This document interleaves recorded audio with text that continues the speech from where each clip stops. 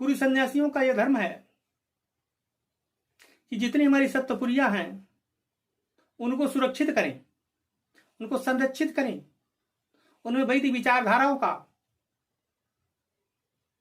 प्राबल्य करें, विदेशी दुष्ट शक्तियों से हमारी पुरियों की रक्षा हो।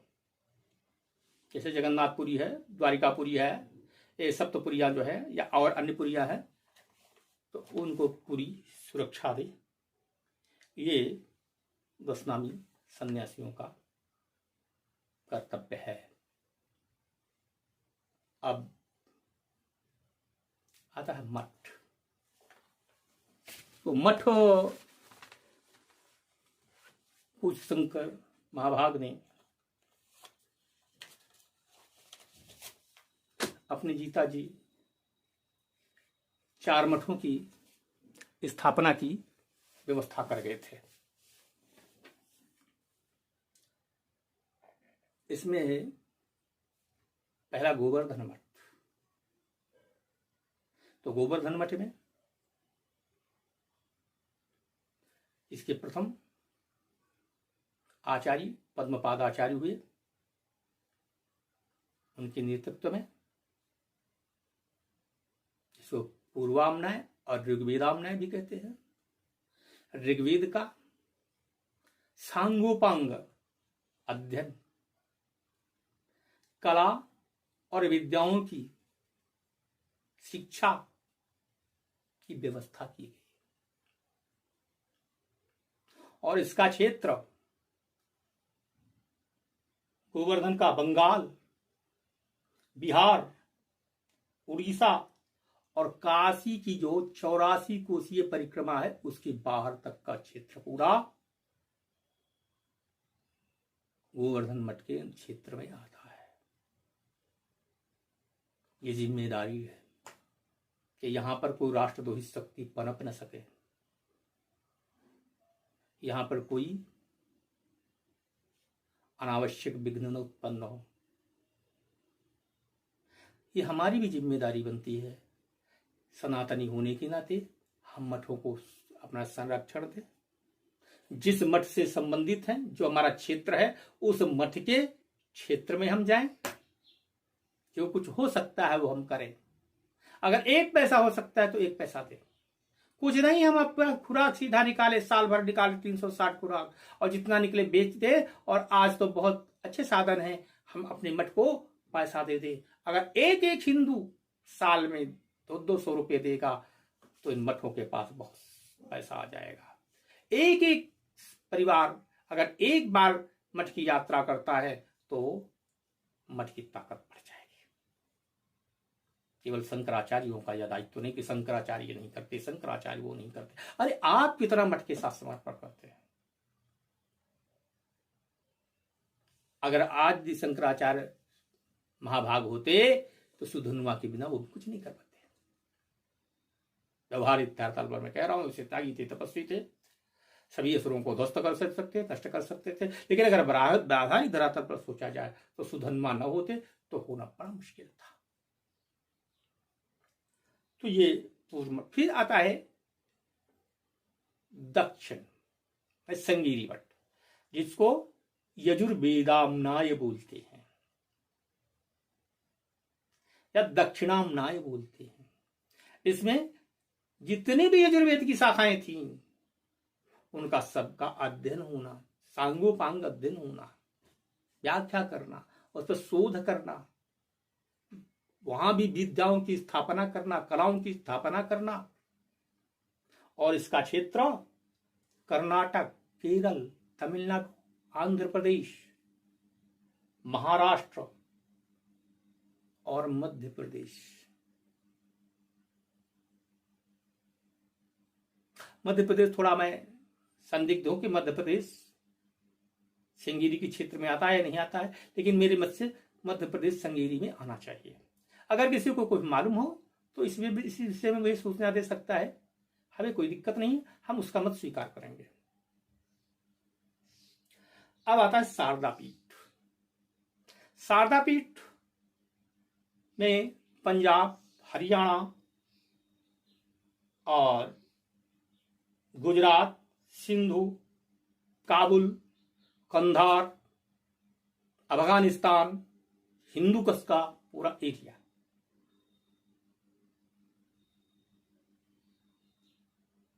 ये पूरा पश्चिम पीठ में आता है। और पश्चिम पीठ में हस्तमलकाचार्य हुए हैं, जैसे संगेरी में सूरीश्वराचार्य, पश्चिम पीठ में जिसको शारदा पीठ कहते हैं, हस्तमलकाचार्य हुए। और इस पीठ में सामवेद, सांगोपासन अध्ययन, गायन विद्या, उनमें अनुसंधान और सारी विद्याओं का अनुसंधान, प्रकाशन, स्थापन, इसमें भी व्यवस्था थी, करते थे। अब आपका आ जाता है ज्योतिर्मठ, जिसको हम जोशी मठ भी कहते हैं, लेकिन वास्तविक नाम उसका है जोशी मठ, ज्योतिर्मठ, जिसके आदि आचार्य टोटकाचार्य जी महाराज थे। इन्होंने सांगोपांग अथर्ववेद की सारी शाखाएं, उनका उपवेद, उनसे संबंधित विद्याएं और 32 विद्या 64 कलाओं की स्थापना, ये ज्योतिर्मठ की जिम्मेदारी होती है। इनका क्षेत्र उत्तराखंड, उत्तर प्रदेश बनारस, मिजोरम, मेघालय, मणिपुर, आसाम और कश्मीर, आपका भूटान, सिक्किम, नेपाल, पूरा हिमालय, लद्दाख, ये सब पूरा हिमालय का क्षेत्र, बनारस तक का क्षेत्र, ये ज्योतिर्मठ के अंतर्गत आता है। इन चारों मठों के आचार्यों को पूज्यपाद आदि शंकराचार्य महाभाग ने मठामनाय और महानुशासन नाम के 2 ग्रंथ लिख करके निर्देशित किया कि हमारे सन्यासी क्या करेंगे, कैसे रहेंगे, इस प्रकार से रहेंगे, क्या उनकी चर्या होगी, क्या उनकी व्यवस्था होगी, ये सारी की सारी व्यवस्थाएं मठामनाय अनुशासन सेतु में की गई है। अब मैं कुछ और आचार्य प्रवृत्ति के कृत्यों के विषय में बात करता हूं। बद्रिकाश्रम का जो मंदिर है, पूज्यपाद भगवत शंकराचार्य की देन है, और पूज्यपाद शंकर महाभाग ने ही नारद कुंड से बद्रिकाश्रम मूर्ति को स्थापित करके प्रतिष्ठित किया। पूरे उत्तराखंड को तीर्थों की स्थापना की, पुनर्स्थापना की। पुरी के जगन्नाथ मंदिर की स्थापना की। इसलिए आज भी पुरी में ये नियम है, पुरी का शंकराचार्य आदर के साथ भगवान जगन्नाथ के मंदिर में आमंत्रित किया जाता है। हमारे वर्तमान में गोवर्धन मठामनाय पीठाधीश्वर परमश्रद्धेय पूज्यपाद निश्चलानंद सरस्वती जी महाराज जाते हैं। इस परंपरा को कायम रखें, भगवान करे ये परंपरा कायम रहे। आज के समय में बहुत ही मैं निराश और छिन्न हूं, मैं कुछ कह नहीं सकता, लेकिन सचेतन विद्वान, क्रांतिकारी दृष्टिकोण और जिन चीजों की आवश्यकता है, मैं वो सभी चीजें पूज्यपाद भगवान निश्चलानंद सरस्वती जी में देखता हूं। उनके उनके चरणों में प्रणाम करता हूँ, वंदन करता हूँ, भगवान से प्रार्थना करता हूँ हम सभी की उम्र भी पूज्यपाद भगवत शंकराचार्य को दे दे, ताकि वो सनातन धर्म की रक्षा कर सकें, बिल्कुल साहित्य की वृद्धि कर सकें, ऐसी हमारी धारणा है। अनेक मंदिरों की स्थापना की, 12 ज्योतिर्लिंगों की स्थापना की, ऐसा नहीं थी नहीं, पुनर्स्थापना किया, नाना प्रकार के तीर्थों का शोधन किया, जगह जगह पर उन्होंने मठ का निर्माण किया। शारदा मठ पूज्यपाद शंकराचार्य की जीवंत कहानी है। उसमें भारत के समीप सचेतन बौद्धिक विद्वानों को परास्त करके उस पर अधिकार किया। मंदिरों की स्थापना की, बौद्ध मठों के प्रत्युत्तर में जगह जगह उन्होंने मंदिरों की स्थापना की, सनातन धर्म की स्थापना की, अनेक नई परंपराओं को सुदृढ़ किया, सन्यासियों को गृहस्थों से शिष्य परंपरा में जोड़ा। आज किस रूप में परंपरा है मैं नहीं कह सकता, मुझे उसकी जानकारी नहीं है।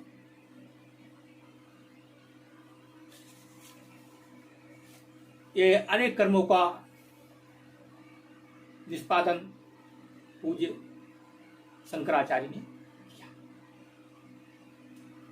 अगर ये पूरा जन्म भी मैं भगवान आदि शंकराचार्य के कृत्यों का वर्णन करूं, वो भी कम पड़ जाएगा। अब मैं पूज्यपाद भगवान आदि शंकराचार्य की कृतियों के विषय में वर्णन करता हूं, उनके शिष्यों की कृतियों के विषय में बीच बीच में मैंने आपको बता ही दिया, और भी बहुत उनके शिष्यों प्रशिष्यों ने लिखा है। इसका वर्णन करना मैं उचित नहीं समझता, पृथक से उसका वर्णन किया जा सकता है। शंकराचार्य पद पर बैठे हुए पूर्व मध्यकाल में समाज को चेतना देकर के हिंदू पदशाही को स्थापित किया। ये इतिहास का विषय है। अब मैं रचनाओं के विषय में विचार कर रहा हूं। पूज्यपाद भगवत शंकराचार्य के ग्रंथों को हम 3 भाग में बांट सकते हैं। एक तो भाष्य है, उसे प्रकरण ग्रंथ है, तीसरे स्तोत्र ग्रंथ है। पूज्यपाद भगवत शंकराचार्य ने ब्रह्मसूत्र पर भाष्य किया, गीता पर भाष्य किया, उपनिषदें जैसे ऐतरेय है, बृहदारण्यक है, ईश है, तैतरीय है, श्वेतासर है, कठोपनिषद है, केनोपनिषद है, छांदोग्योपनिषद है, छांदोग्योपनिषद है, मांडूक्योपनिषद है, ऐतरेयोपनिषद है। ये सभी उपनिषदें जाती हैं, इन पर बात से किया।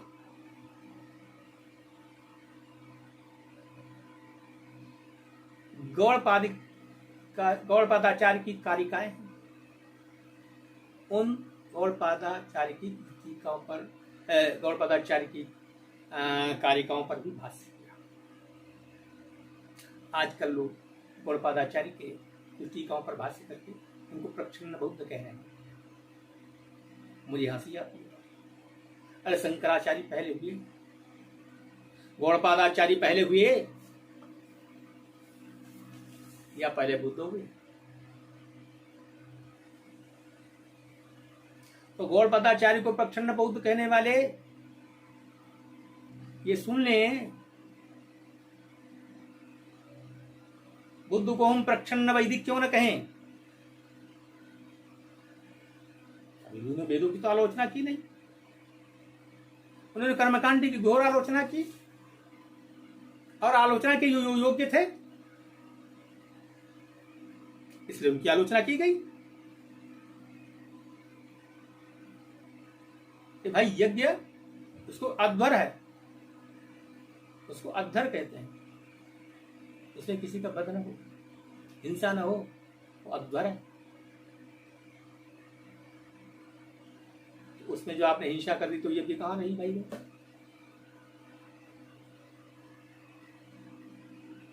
पूजा, संगतिकरण, दान, तो आपने किसी का मुंड काट करके मानुष यज्ञ कुंड में डाल दिया तो भाई उसका सम्मान कहां रहा, पूजा कहां हुई, यज्ञ कहां हुआ। गौतम बुद्ध ने उसका विरोध किया। और जिनको नहीं विश्वास है वो ब्रह्म सूत्र बसल सूत्र देख सकते हैं, सूत्र निपात में है, उसमें भी स्पष्ट कहा है।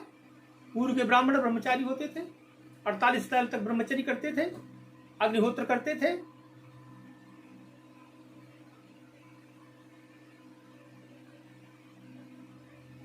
वैदिक प्रक्रिया को जानते थे, निष्प्रिय होते थे। अब आज के बौद्ध अगर कहते हैं ब्राह्मण मांस खाते थे, ब्राह्मण दुराचारी थे, या तो उनके भगवान बुद्ध गलत हैं या वो गलत हैं, ये दोनों में से एक निर्णय कर लेंगे।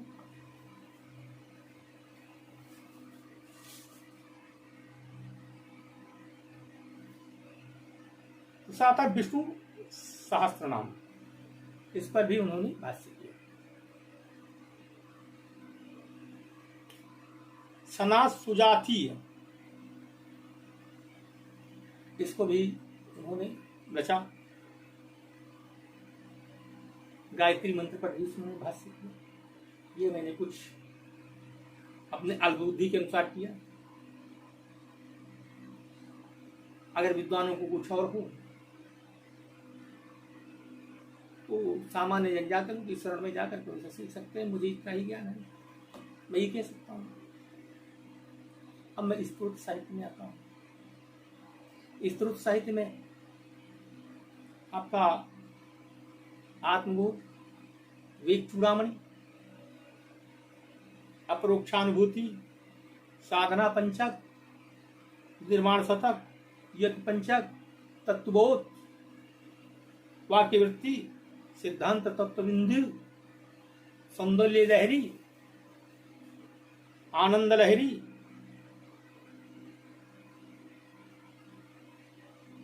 और 1000 से अधिक देवी देवताओं का स्तवन करते हुए उन्होंने स्तोत्रों की रचना की। ये जग जाहिर है।